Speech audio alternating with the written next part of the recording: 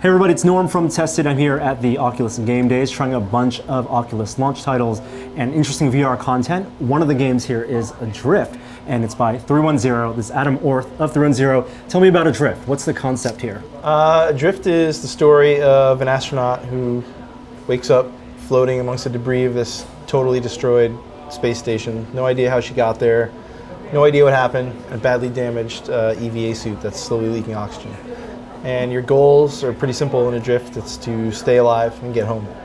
And you accomplish that by floating around this destroyed space station environment for precious resources like oxygen and repair stations to patch up your suit and upgrade your suit and fix the mainframe computers required to launch the emergency escape vehicle. And then along the way, you start hearing the stories of the crew members who didn't survive, and you hear their kind of day-to-day lives and struggles on the station, and through their stories you learn who you are and kind of the rest of the plot of the game. So you're calling it like a first-person experience. Yeah, you're unraveling FPX. a narrative of Yeah. the game. It's not action-based. There's things that happen in the game. I mean it's a real, honest-to-goodness video game with mechanics and stories and things that happen. So it's not just floating around listening to stuff. Now, in terms of mechanics, the huge thing is the EVA suit, which is essentially like a spaceship that you're inside because you're controlling all 6 degrees of movement. Yeah, the character has a propulsion pack, and it allows the player to move, vertically, horizontally, in any direction, and with real physics, like momentum. Exactly. Yeah. It's what we hope is realistic in terms of how that would happen.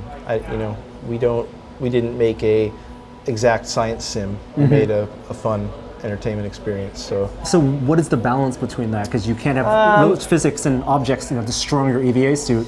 Yeah, I mean, I think if you look at any science fiction film, the rules are pretty fast and loose, and we kind of stuck to that. Very cool. And you're controlling with a gamepad. It's your standard rolls and accent, decelerate. But you're also looking for other types of controllers. Will this support touch in the future? We don't know. We have the touch controllers, and we're experimenting with it. But we were one of the first kind of VR games for Oculus to finish. Right, our game's done, and it's hard to think about ripping the game back open to do that. So we haven't ruled it out, but we haven't decided what we're going to do either. Because you have hand motions in the game, you press the X button. I mean, there's no question. There's no question that motion controls in this game would be amazing. Right. But it's not an easy problem. So in the little bit I played, about 10 minutes or so, I'm just starting the game and I'm kind of discovering the environment and being directed with the HUD where to go. Does the game open up so exploration becomes a huge factor? Yeah, there is a linear path through the game, but there's a billion different ways to kind of approach each area, and there's plenty of areas to explore that are off the beaten path. And then the management you're doing is with the oxygens. Yeah, so in the fiction of the game, your suit is leaking and it's damaged, but you've also broken your propulsion. So oxygen in this emergency situation becomes a shared resource. So you have to make all these micro decisions about either using your natural motion, is that thing over there, do I float over there and risk my oxygen running out, or do I thrust over there and really risk it? So there's all kinds of little micro decisions. Like every movement really matters. I felt that, and my oxygen was running low. I was wondering, do I have enough momentum to carry me? Because you're consuming oxygen no matter what, breathing, or do I want to engage a thrust? Right. So you're kind of thinking about the slow leak. Yeah. Plus how much you're depleting, and also when you're in an interior, the station helps you by stopping the leak. But when you're out on a spacewalk, the vacuum of space sucks it out, and it depletes faster. Adam, so one of the things you do to enhance comfort in the game is the very EVA itself, the near field of the EVA. Right. But a player, if you hold down a thruster, you can spin around. So what do you do to help compensate for that? So we have a couple VR-specific mechanics for that. One is EVA stabilize, and what that does is it rotates the player and the camera to 0, so you're right side up, even though there's really no right side up in the game.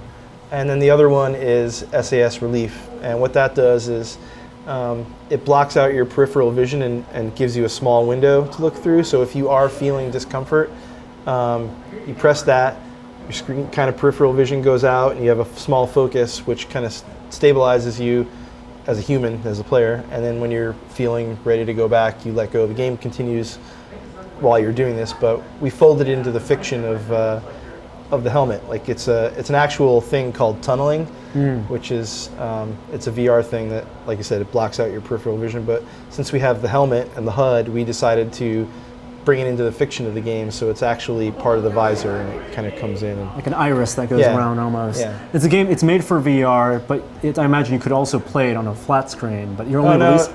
No, the game is made for traditional and VR. Oh, so there's both two versions, okay. Yeah, it's releasing on Steam the same day as Oculus. Oh, exciting. And then PlayStation 4 and Xbox One shortly after. And awesome. Also some other VR platforms we haven't announced yet. And VR does enhance, though, like the depth. You get immediately 3D for free. Well, yeah, right. But it's essentially the same game on every platform. But it's cool because they're both compelling in different ways. So it's a really fun game to play on a big screen on a couch with a friend. It's also super fun to go in and totally immerse yourself in the Oculus. And what's the scope of the whole game? How long is it going to take? It's about a 4-hour game. Yeah. 4-hour game. Yeah. Awesome. And you guys are coming out at launch? We're a featured launch title, so March 28th. Awesome. Can't wait to play the full version. Thank you so much. Thanks a lot. So Jeremy, what did you think about Adrift? I'm a little bit motion sick right now, Norman. I got to be honest with you. Is this the first game we've tried today where you left it feeling a little bit? It's the most intense. Like we've talked about, they have a new scale that they're introducing. There's what is it? It's easy, moderate, and intense. Yeah. There's 3 levels that every game will be rated for at release. This had to have been an intense one. So this is a 0G simulator, essentially, where you are an astronaut in some futuristic space station, and you can move around in all 6 axes. But all of the movement is very gradual and totally physics-based, which is what it needs to be, and you're within a helmet, so there's some sense of cockpit. Right, the cockpit is the spacesuit, which is, it's how actually NASA thinks of the EVAs. Those are mini spaceships. Right. And in design, like we've played games like Elite Dangerous in VR for a while, where the near-field HUD helps with comfort. But this one, you had your HUD. There were on-screen things where you had to look at your oxygen meter, your objectives. Little radar.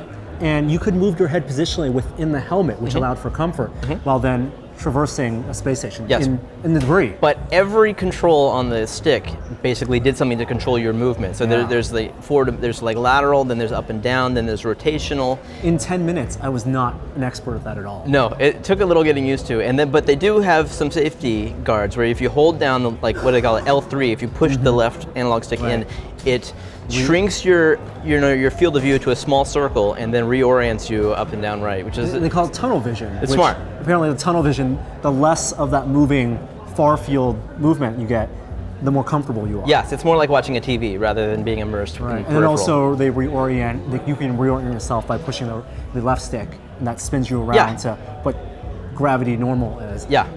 The whole idea of it's a game, it's a gaming experience, but it being an unraveling story, I love. Because the pace of the game, the actual speed of movement, how there's an urgency to the oxygen, but how you're uncovering information about the story, that's a real fun gaming experience. Yeah, this is not a fast-paced Alien-style game where something's going to jump out at you. It's definitely a very slow pace, but there's still a sense of tension as your resources are draining, and you have to get to the oxygen and reach out with your hand and consume it. I was breathing slower as my oxygen meter was going down. You mean you physically, Physically, I was hoping that, and that's maybe they'll tie that into the microphone. So the more they hear me breathe, the more oxygen it takes. But I felt really immersed in that world, like the sense of claustrophobia, the sense that me too. That if I don't get the oxygen, the world's gonna collapse around me. Right. It's a great game in terms of depth, of sense of depth too, because not only do you have your helmet, there's things floating in the air around you, so you definitely feel like you're in a 3-dimensional space, like you really are. It doesn't necessarily feel like a game I'd want to introduce to people who are new to VR. Absolutely but not. Let people watch.